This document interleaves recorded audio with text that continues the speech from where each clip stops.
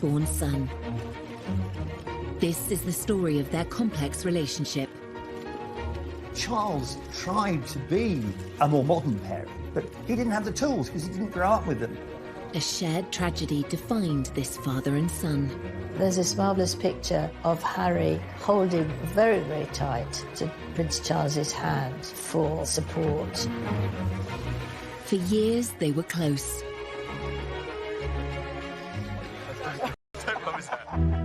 Until a shocking interview exposed the cracks in their relationship. Trapped within the system, like the rest of my family are. These are seismic statements to make. Charles Hugh felt very exposed by his son. Tonight, royal insiders explain how this relationship fell apart. He said it was the most terrible thing to make William and I walk behind our mother's coffin. It should not have been allowed. The damage is done. The relationship that I knew can never be like that again.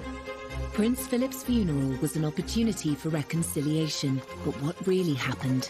I think you could see clearly at the funeral how emotional Prince Charles was. Part of that was the problems with his relationship with Harry.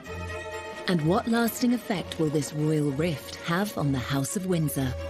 Of course, Harry wants to protect his wife, but is it at the expense of bringing down his own family?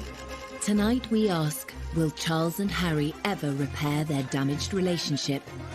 There's no doubt the gulf between Charles and Harry has widened considerably. It will be very difficult to bridge that divide in future. I can't see how they can do it.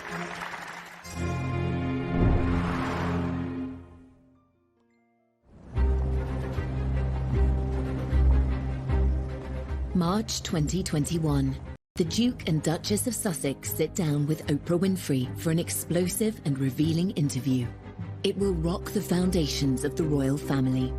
Please explain how you, Prince Harry, raised in a palace, in a life of privilege, literally a prince, how you were trapped. Trapped within the system, like the rest of my family are.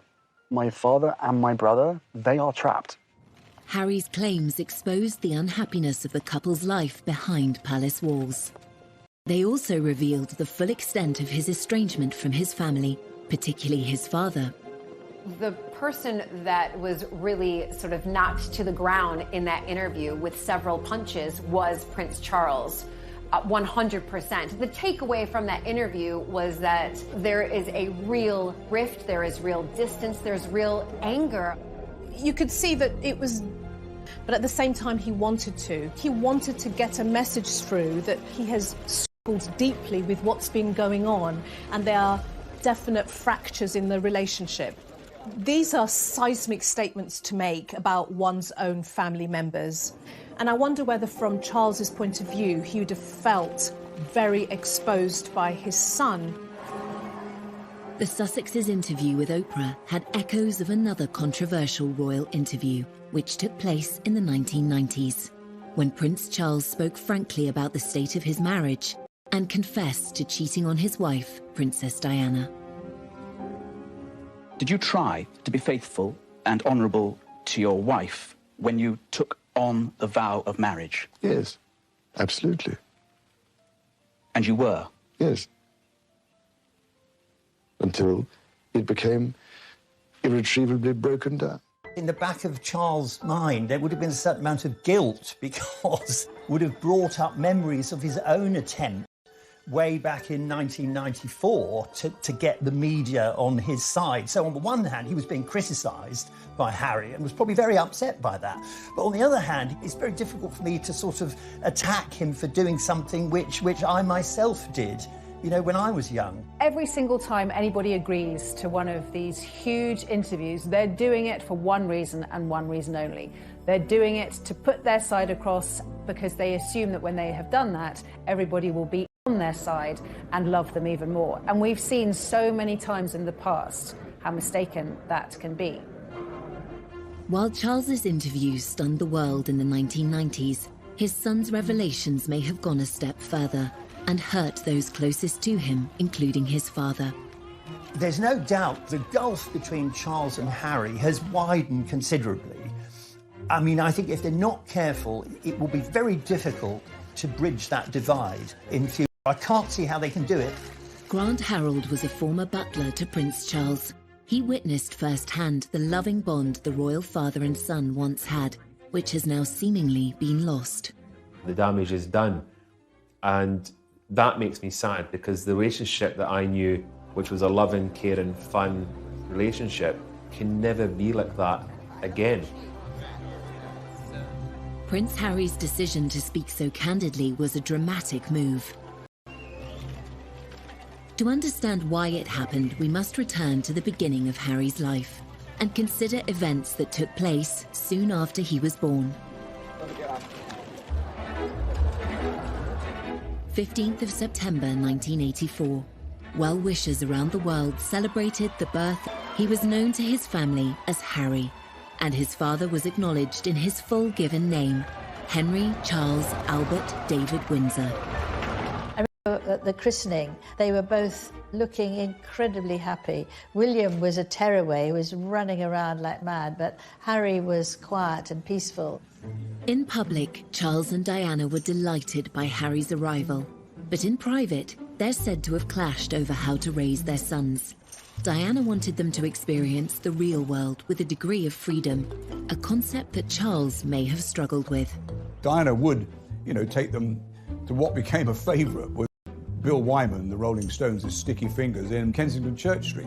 The Prince had a slight problem with it, because I remember once when they came back, there was this look of horror across the Prince's face, because he couldn't actually work out why, with a brigade of good chefs at Kensington Palace, Diana would have to take them for a burger. Prince Charles tried hard to be close to his sons, but the formality of his own royal upbringing meant he wasn't the hands-on parent that Diana was. Charles didn't receive any parenting. His parents were away when he was very young. He was left with nannies in that very Victorian way. Granny was christened in this. And although Charles tried to be a more modern parent, he didn't have the tools because he didn't grow up with them. Looks remarkably well despite it. Some say that Charles's reserved parenting style made him a distant presence in Prince Harry's life. Although Charles is very sensitive and very caring, he never really could show it in the same way as Diana. And Charles was a huge workaholic. Charles wouldn't just stop his work just because he had his sons for a day. Whereas I think with Diana, she always made sure that everything was done for them. Diana, she actually joined in their games, whereas Charles would have said, off you go. He wouldn't have joined in. He's too stiff, he's too old-fashioned. Charles and Harry's relationship was already strained, but then the family suffered the ultimate tragedy, and decisions would be made that would affect their father and son bond forever. He said it was the most terrible thing to make William and I walk behind our mother's coffin. It should not have been allowed. We have reports from Paris that Diana, Princess of Wales, has been killed in a car accident. Prince Harry had been with his father at Balmoral when the news broke of his mother's death in August 1997. Prince Charles tried to offer his young son the support he needed. Charles had this huge responsibility to protect the boys, and there's this marvellous picture of Harry leaning down to look at the notes and the flowers, holding very, very tight to Prince Charles's hand for support. It's a very, very moving moment, I think. In the immediate aftermath of Princess Diana's death, Prince Charles was very protective of his sons. He was determined that William and Harry would be shielded from speculation, from the press, from intrusion, and from people looking at their grief. At the funeral, however, it was a different story on the world. The private mourning of Diana's sons was on full public display. Princess Diana's funeral was one of the, and I say this as someone who was there, it was one of the most extraordinary things, I think, in the last century. It was a sort of maelstrom of grief, of astonishment, public display. And in the middle of all this vast sea of passion and emotion and public mourning was a little boy. What we saw was the boys taking on the duty role. We see them doing their job walking behind their mother's coffin. It is a deeply personal loss. And then to find yourself in this arena, surrounded by people openly grieving, weeping, throwing flowers, wanting to touch you, robs them of their own private grief. The royal family are very good at knowing what the public want. They're very good at putting on a show. They served up their grief in a ceremonial way that satisfied the millions.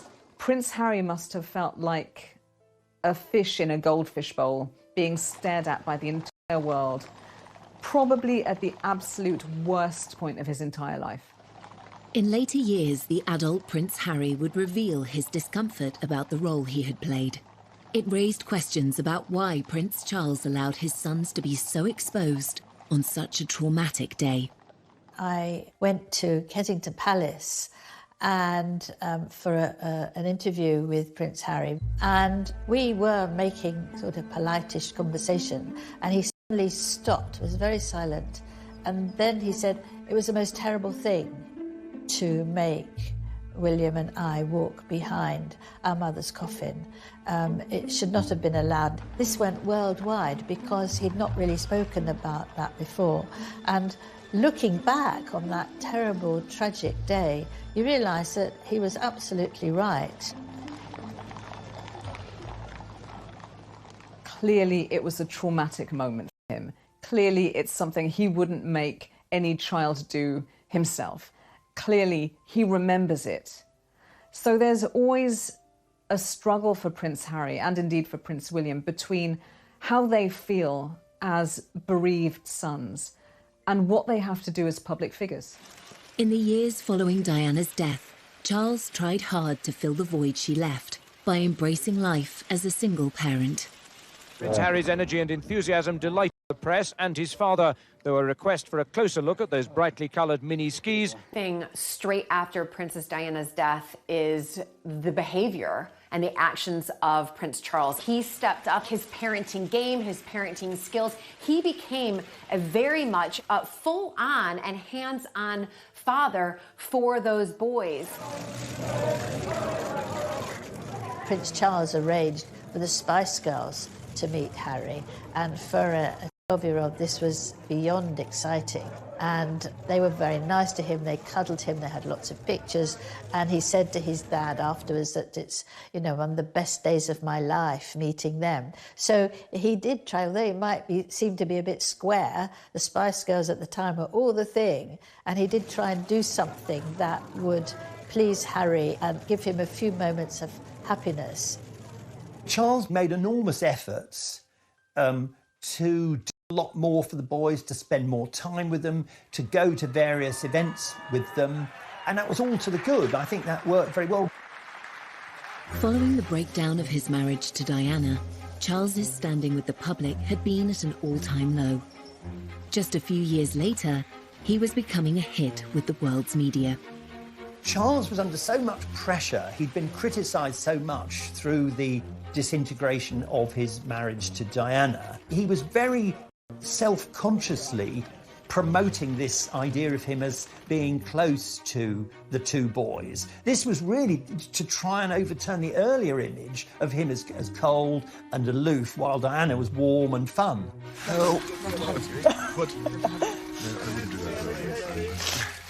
I remember the footage from the skiing trip, and it looks adorable. And then you've got dozens, if not hundreds, of official world's media photographing them and lobbing questions at them. My arms aren't long enough to get around there. And making sure that all those lovely father and son smiles are captured. Don't love his hat.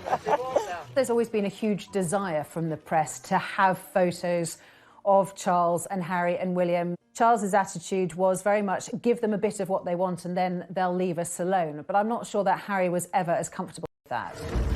Unknown by the media, the young Prince Harry's frustrations with royal life were growing. This was compounded by the death of his mother, whom he believed had been hounded by the press. When Princess Diana died, Harry was only 12. As time passed, of course, you're going to start questioning, why did she die? Who caused the death?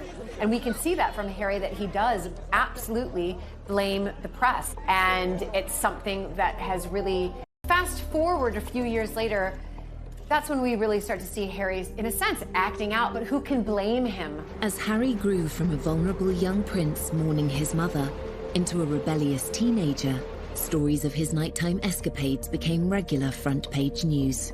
Harry's teens, by his own admission, were a very troubled time for him. Smoking and drinking too much, getting into trouble at school, cries for attention. It was one thing after another. They still me and I still read them. Why, I do not know, but I have to read them just for peace of mind, just to know what they've written and to see who wrote it and see who took the photographs, you know, write that down for later. When I was there, it was very much the days of when Harry was kind of called the kind of party prince. I remember on occasions, like on a Sunday morning, there'd be whatever Harry'd been up to the night before would be in the press. And then, obviously, I'd see him and I'd say to him, well, you had a good night then, kind of thing. And I'd have a laugh. And luckily, he would have a chuckle and he'd go, maybe, you know, kind of thing. In 2002, newspapers revealed Harry had been caught smoking drugs and drinking underage in pubs near his father's home, Highgrove in Gloucestershire. For Charles, this was one misdemeanor too many. He sent his son for a day's visit to a drug rehabilitation centre. The palace viewed this with alarm. I mean, I think they always do, because anything that's out of control inevitably is damaging, especially for Charles, because it reflected badly on him as a parent. Prince Charles has got a lot of support today, not least because this is a situation that thousands of parents in Britain have faced. He insisted Harry should visit a drug rehabilitation centre. I think the idea was that it would give him a shock. He would go there and see, you know, what it was like if you allowed drugs to sort of take over your life. I suspect Prince Charles did that because in the eyes of the public, that's what the public wanted to see or felt that he should do. But at the end of the day, you know, there's a lot of, rebellious children who in normal families will do a little bit of underage drinking. So I think it's, what do we need to show the public that we're doing in order to sort of hone in this behavior? Did this attempt at intervention by Prince Charles offer his son the support he really needed? I wonder whether, if that's the case, Harry would have felt, shortchanged. What I really need, Dad, is a lot of love, attention, structure.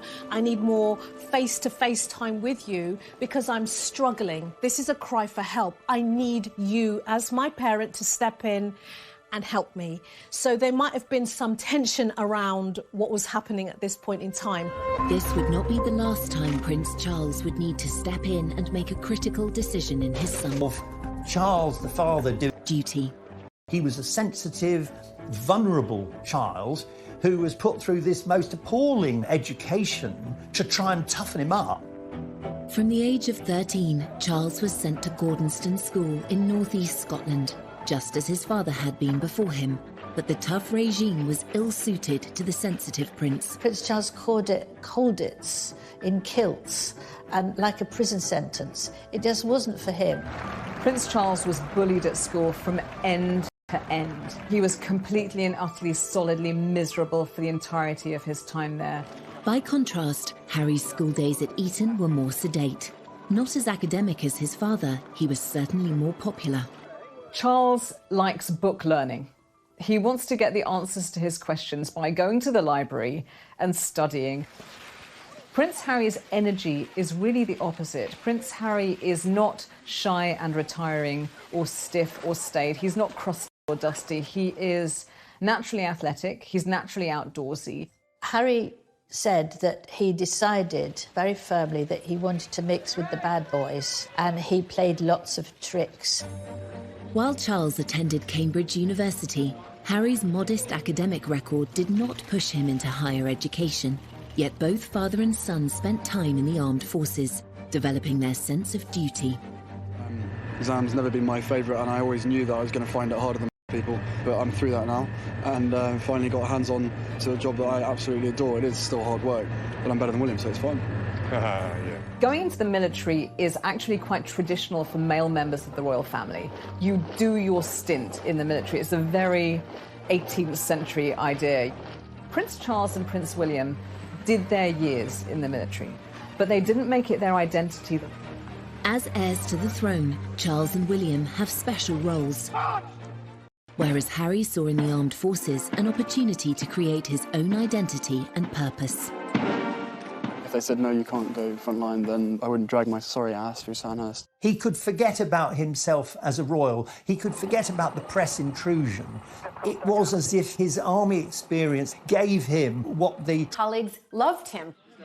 They barely can even think of him as sort of a prince. He's just Harry to them. He's one of them.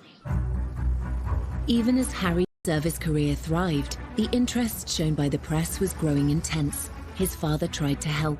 At that point, Harry was third in line to the throne, so a massive target for any enemy to want to take him out. The first time was under absolute secrecy, and Charles was very much involved in that. And he spoke to the MOD, he spoke to the head of the army, and they all came up with this plan to deploy him, but to keep everything secret, so no one knew. When he was deployed to the front line in Helmand in December 2007, even his butler was unaware. When he went to Afghanistan, that was extraordinary. I mean, at that point, I thought we knew where they were. We didn't know.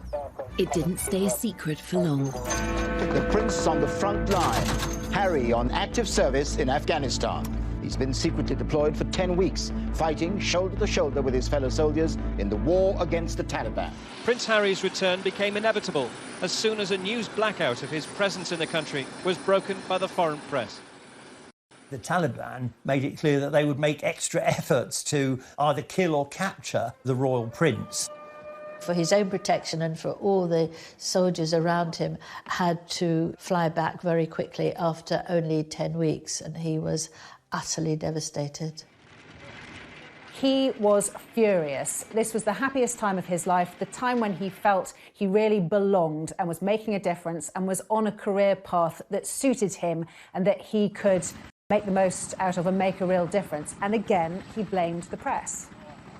Every time he's trying to be himself, whether that's as a soldier or a young guy that wants to smoke a joint and hang out with his friends, the press gets onto it, and that's another thing he just can't do. I think that came next to losing his mother, really, that he'd lost what he loved to do and where he loved to be, and what was there left for him. Harry seemed to hold the press responsible for his mother's death and for the curb on his service career. Then he discovered that his father was involved too. Unfortunate for Charles that he was implicated in the decision to recall his son, because it was another example of Charles the father doing something that Harry the son didn't like.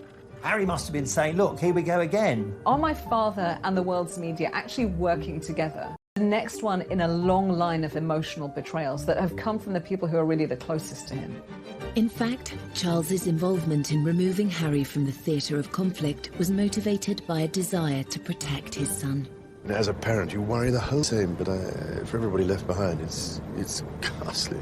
From Charles's point of view, as a parent, he would have been in protection mode, and as the son, he would have been, trust me, I know what I'm doing, don't interfere. So typically that would have brought its own internal tensions between father and the son. Harry is aware that his father loves him and wants to do his best for him, but then these other things all intrude and slightly poison the atmosphere. Because Charles obviously felt we have to do the right thing here.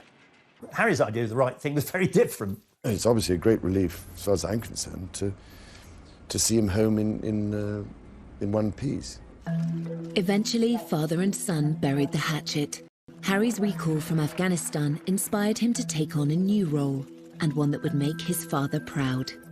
That was a pivotal moment, probably one of the most significant days in Harry's life, because on that plane that brought him back was a dead soldier. So there was a coffin on the plane, and there were 2 or 3 British soldiers returning who'd lost limbs. And it was very soon after this that Harry set up the Invictus Games. In 2014, Harry played a pivotal role in organising the Invictus Games, which today involves 500 competitors from across 20 nations. For Prince Harry, the army is where the heart is. He's long been a champion for wounded service personnel, and today he was playing sitting volleyball, one of the sports at the Invictus Games. Harry's dedication to celebrating the bravery of wounded service personnel was all too clear from his speech at the Games opening ceremony. The admiration I have for these men and women to move beyond their injuries is limitless. Your stories move, inspire, and humble us. You prove that anything is possible if you have the will. Welcome to the Games. Welcome to Invictus.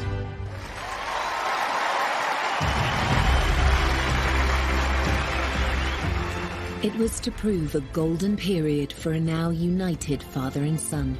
Charles was very, very proud of Harry. What parent wouldn't be proud of their child coming through and blossoming and showing real confidence, real purpose, creating something that embraces a huge community?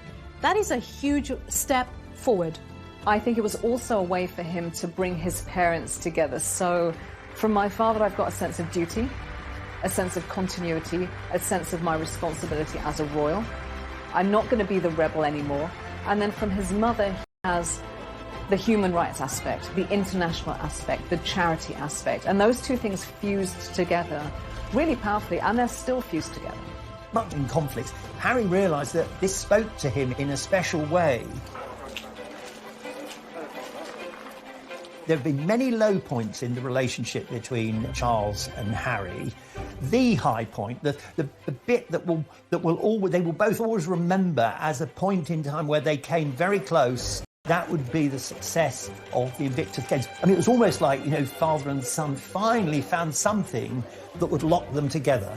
With his father's blessing, Harry helped turn the Invictus Games into an international success story, giving a powerful voice to thousands of injured servicemen and women around the world.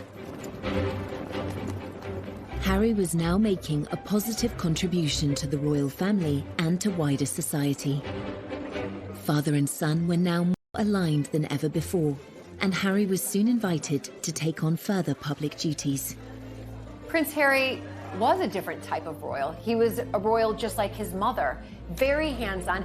Prince Harry has never wanted to just do the service and the duty that a royal member, must do by simply arriving at an event, giving a speech, waving, and leaving. He wanted to take on more active roles, being very, very hands-on, dancing, hugging. You can't sit there with a stiff upper lip with your crossed arms and not get involved. We knew from the start that these countries were going to be fantastic fun. I've never taken myself too seriously.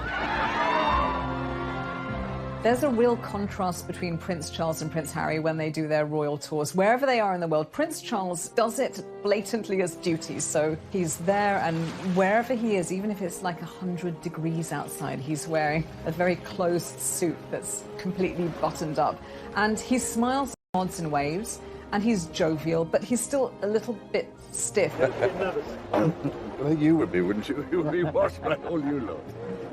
Anyway. Prince Harry on international royal tours is clearly having a really good time. We see Harry as much more at ease in his own skin.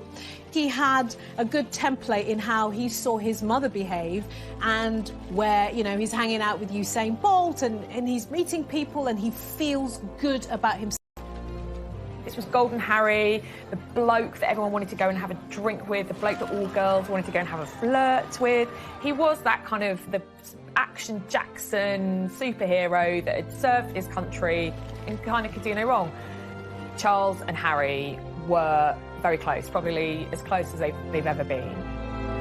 There's a famous Oscar Wilde quote which says about children and their parents. It says, first we love our parents, then we judge them, sometimes we forgive them. For 3 decades, they were moving on and putting the past behind them, as this illuminating interview with Prince Charles from 2018 suggests. Your children always surprise you, really, because you think they pull your leg all the time and appear not to pay any attention at all. In fact, you then later discover perhaps they did, good Lord, don't tell me you actually listened. Or... The relationship between Harry and Charles has suffered since 2018. So, from a wedding to a breakup, how did Harry's marriage to actress Meghan Markle lead to father and son going their separate ways? Charles admired the fact that Harry was trying to protect Meghan, but I think he was very worried that it would have unintended consequences, which of course it did. I remember getting this email on my phone and my jaw dropped. Of the role. In the case of Prince Charles and Prince Harry, adding a love interest to an already complicated father-son relationship had the potential to make matters worse. This is a repeating pattern over generations in the royal family. We've seen it with Charles, Diana and Camilla. That tension between wanting to be the person you love, being in a family business and also being a member of a family. Harry was just 10 years old when his father shocked the world and described the tensions in his marriage to Princess Diana, as well as his own adultery, in a frank TV interview. I have, on the whole, tried, I think, to get it right. I mean, constantly, people scrutinising. So, I mean, I have always tried to get it right, try to do the right thing by everybody. So you can imagine, it's not a very happy or encouraging thing when this sort of business happened. So when his own sons started dating, it seems Charles advised them to choose their ideal partners based on love, rather than any other considerations. Prince Charles believed that, unlike what happened to him, where he was almost forced into a marriage and the wife had to be a virgin, he was determined that Prince Harry and Prince William could find someone who they loved and who they wanted to marry. Harry had two big previous relationships before Meghan, so Chelsea Davy and, of course, Cressida Bonas. But while they appeared happy on the arm of the dashing prince, they weren't so keen to become princesses. Chelsea was like, absolutely not. I don't want to be in the public eye. I don't want to be written about in papers. And the same thing with Cressida. We know that both of those girls ended that relationship because they did be a member of the royal family. Eventually, Harry did find the love of his life, and royal reporters are still kicking themselves that they didn't spot the signs. It's all very formal, obviously, when you're covering the royals, and there we were in one of the very smart rooms in Buckingham Palace, and Harry came bounding over, saying, "Hi, Em, how are you doing?" We're like, "You're tanned, or is it burnt?" And he said, "Yeah, I know. Africa was amazing. Oh, it was so good." I thought, wow, Harry's in a good mood. Like, I had never seen him quite so animated and quite so happy. And that was about 6 weeks before the news broke that he was dating Meghan Markle. And of course, one of their first dates had been in Botswana. Hey, when did you know she was the one? Very first time we met. Harry and Meghan's romance was embraced by the royal family. In that happy time, there was no sign of any tension between father and son. They welcomed Meghan with open arms. Prince Charles admired the fact she was self-made. Charles, he's slightly obsessed with the idea that somehow you've got to retain the magic of the royal family, but you've got to modernise. And what better way than to welcome a woman who's not only divorced, but American and of mixed race. And I remember the Queen invited both Meghan and Harry to Sandringham, which is a huge thing because couples, unless you were married, you just didn't get invited. They liked her very much, but of course, it didn't take the press long to start writing things about Meghan, to do the sort of things that would make Meghan worry, but also the royal family worry. Newspapers were soon filled with opinion on whether Meghan was a good fit for the royal family. Whilst initially there was a huge amount of admiration and hero worship when Meghan first came on the scene, there were some media outlets that ran some really disgraceful articles with headlines about straight out of Compton or exotic DNA, very old-fashioned opinions, borderline racist opinions. And the trouble is that one article like that is one too many. Meghan, we've discovered, has a very, very thin skin. But we have to remember that Kate did. They used to call her Weighty Katie. She had a terrible time. And Camilla had a dreadful time in people accusing her of causing Diana's death. I know Camilla spoke to her and they had lunch together, tried to help her get used to things and give perhaps some of her own experiences so that she wouldn't feel that she was being targeted. The royal family may have been reassuring Meghan behind the scenes, but it's their standard practice not to complain in public about press treatment. By apparently not speaking up for Meghan, Charles seemed to find himself taking a very different path to Harry. Statements These underlying racial tones need to stop. I remember getting this on my phone and my jaw dropped, actually, because press statements from members of the royal family are normally really bland and really boring. I mean, this was Harry. Anger. The anger was leaping off the page with his words and the tone. This was an unprecedented move, really just instructing the press to back off and leave Meghan alone. Charles admired the fact that Harry was trying to protect Meghan, but I think he was very worried that it would have unintended consequences, which of course it did. Handling the press is like handling gelignite. You know, it's almost impossible to do it safely. Despite Harry's insistence on tackling the press, his relationship with his father appeared stronger than ever. He felt able to ask Charles to play a significant role at his wedding. Meghan's father infamously didn't come to the UK for her wedding because he said he had heart problems and he was in hospital. There was the question of who would walk Meghan down the aisle. Prince Harry asked his father, and what could be better than having the heir to the British throne walk your beautiful bride down the aisle?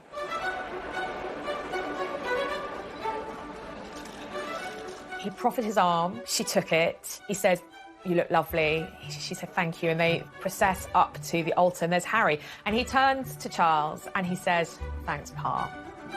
It's such a touching moment between father and son. He's so proud of his soon-to-be wife, but also so proud of his father, literally welcoming Meghan into the royal family in such a kind way. This was a very important symbolic act in terms of optics, that, you know, Meghan is now part of our royal family. A marriage is when two families come together. It's not when two individuals come together. In this case, it's also when two different mindsets, two different worlds come together. The harmony of that happy wedding would soon be strained by revelations in the press. It immediately took a turn for the worse, with reports coming out that she made Kate cry, how she is demanding and pushy. You've got elements of people within their household quitting. You're almost to the point like, what's true, what's not true, but certainly these can't all be untrue, can they? I personally began to see the wheels coming off. Harry was absolutely furious at the leaks, at what was being written. Everyone who knows anything about the press, the more angry you get, the bigger the story. The only way to do it is simply to ignore the press. And of course, Harry was never going to do that.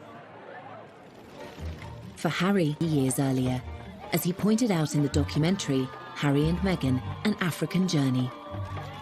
And part of any job, like everybody, means putting on a brave face and turning a cheek to a lot of the stuff.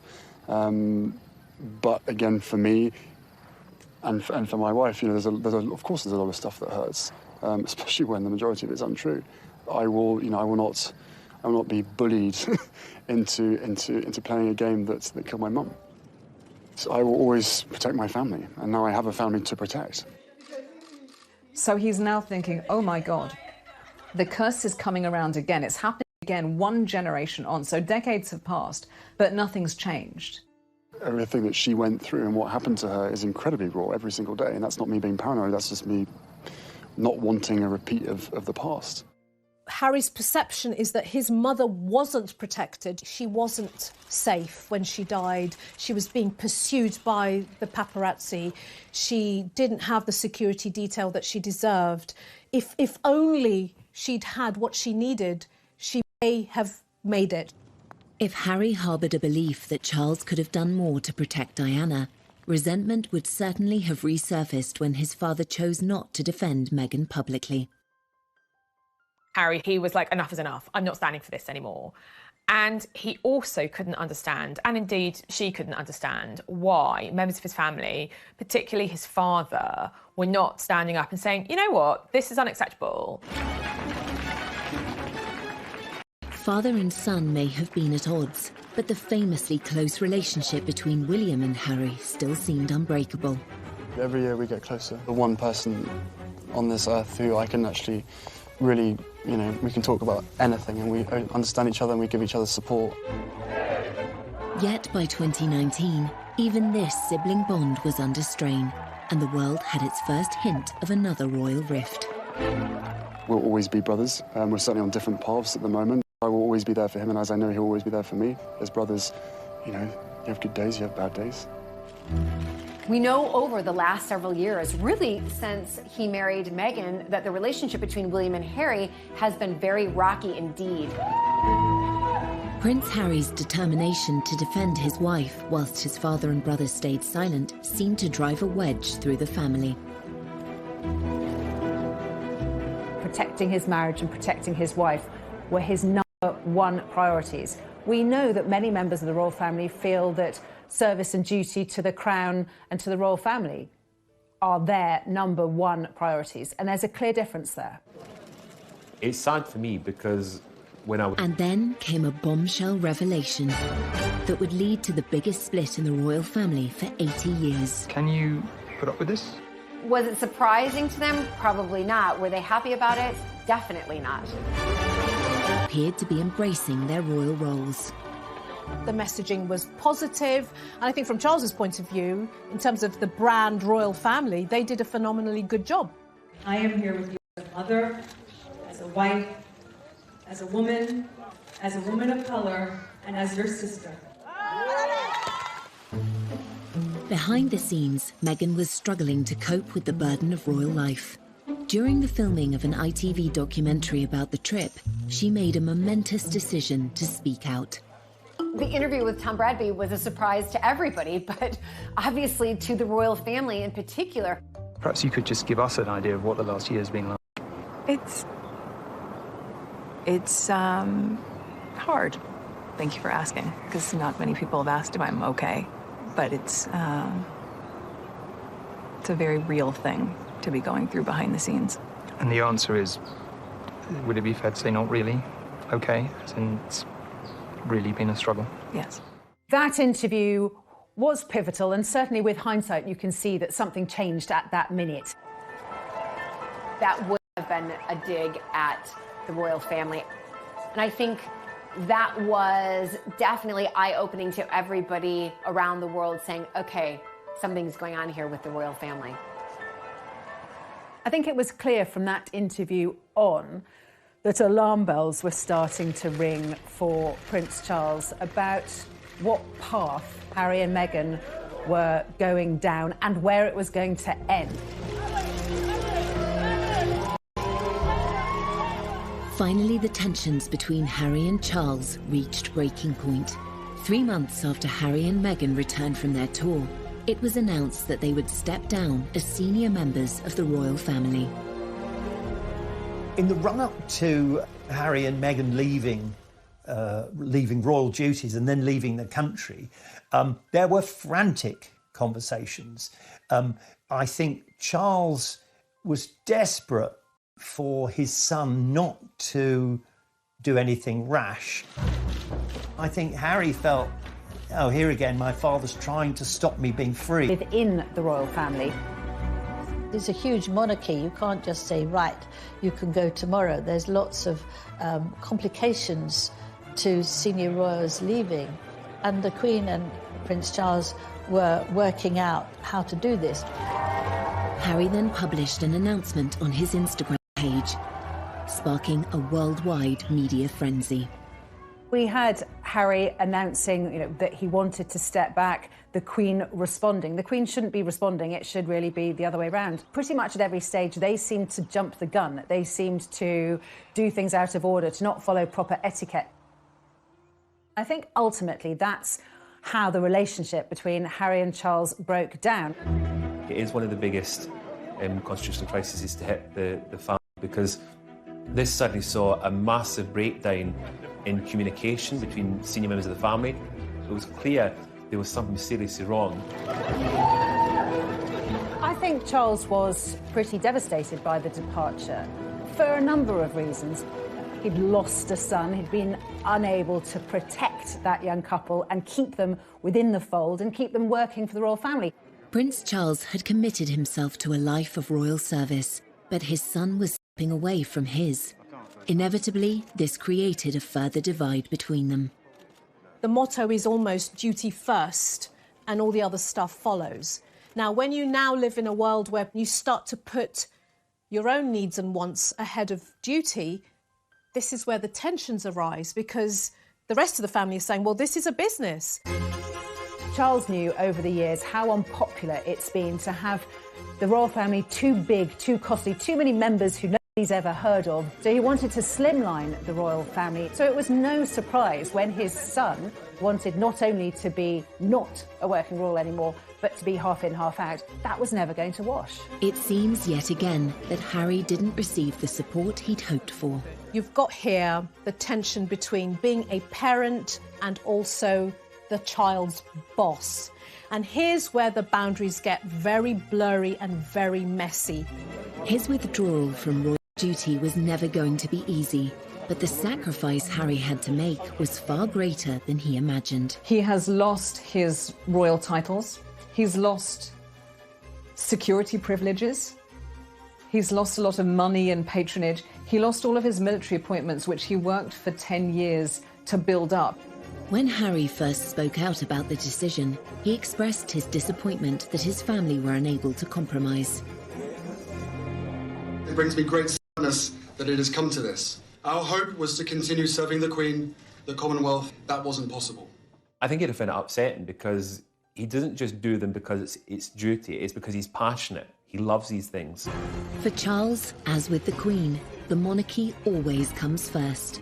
Harry seemed to struggle with this idea. Charles will have known that that was going to damage their relationship, but he will have put what he saw as the greater good of the monarchy and the royal family above his personal relationship with his son. Once again, Charles's silence was deafening. But there was a high price to pay. The rift between father and son was growing, and soon the whole world would know about it. Prince Charles loves Harry, but there comes a time when you have to say enough is enough. 21, nearly a year after Meghan and Harry stepped back from their royal roles, it was announced that their move would be permanent. Weeks later, Harry made the pivotal decision to appear on global television and discuss the issues he has with his father in front of an estimated audience of 60 million. When we were in Canada, I had 3 conversations with my grandmother and 2 conversations with my father before he stopped taking my calls. So you just said that your dad stopped taking your calls. Why did he stop taking your calls? Because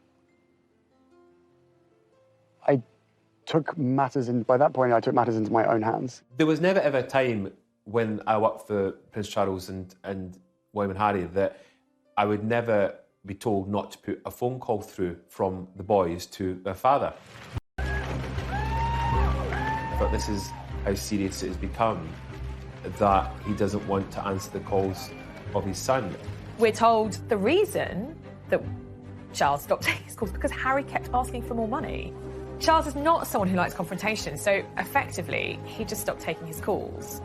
Charles doesn't have a mobile phone, so it is just literally phoning the switchboard and asking to be put through to wherever he is. Prince Charles loves Harry, but there comes a time when you have to say enough is enough, and that was it. And they got back talking on the phone a short while afterwards. Harry also disclosed that Charles had put an end to the private funding he was providing for his son. My family literally cut me off financially, and I had to afford security for us. I suspect it was that bit of the interview which upset Charles the most, that he felt very let down. Before Harry stopped being a working royal, he would have only got about 5% of his income from the sovereign grant. The other 95% would have been from his father's personal wealth and from the Duchy of Cornwall. Charles was paying about £5 million a year for Kate, William, Harry and Meghan. That's a significant amount of money. That money pretty much disappeared when Harry and Meghan moved to Canada and then to the United States. And that's where the problem arises. Harry slightly feels that not giving him the money he wants is not giving him the love he wants. Harry, he's got 30 million, most of it from his mother, but also a considerable amount from Elizabeth, the Queen Mother. So he's not exactly what you would call poor. One issue raised in the interview seemed more sensitive for Harry than any other. On the security element, I never thought that I would have my security removed because I was born into this position. I inherited the risk. So that was a shock to me. Going back to Diana's death, paying for security will be something that Harry feels passionately about, that they need that security, that without that security their lives are in danger. So you can see how this issue is one of great emotion for Harry. Harry's frustration with his father was clear. Could Charles be doing more for his son? They have stepped down. So I think that to justify, again, Prince Charles paying for that security is difficult. Had they stayed in this country as working members, working senior members of the royal family, we'd be in a completely different situation right now. As father-son rifts go, royal status adds unique complications. The public nature of this feud only makes matters worse. But even after Harry's shocking claims, Prince Charles again remained silent.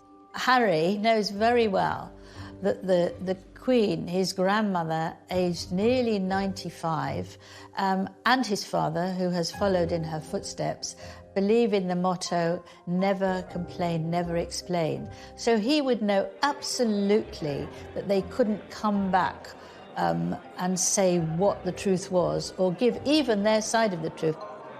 But we know that in private, he let it be known that he felt very let down by the interview.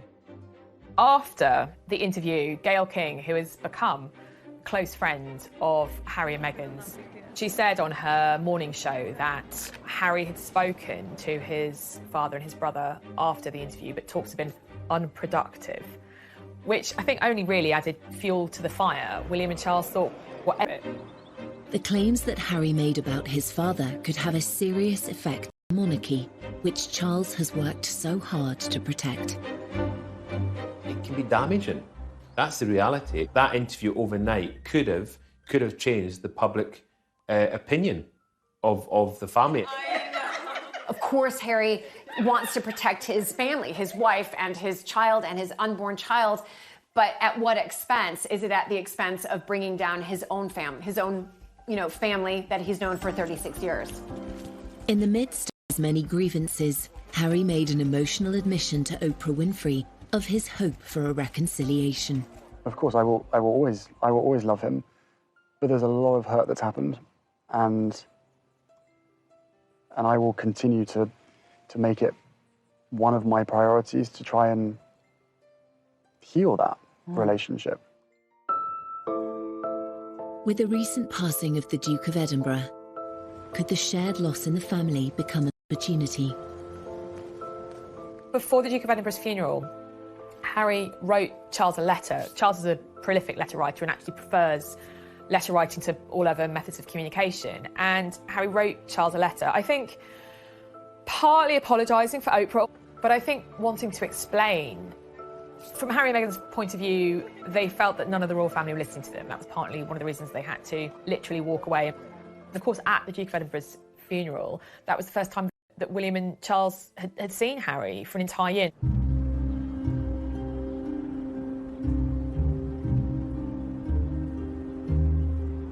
I think you could see clearly at the funeral how emotional Prince Charles was. He seemed to be more willing to show that side of himself, that raw emotion.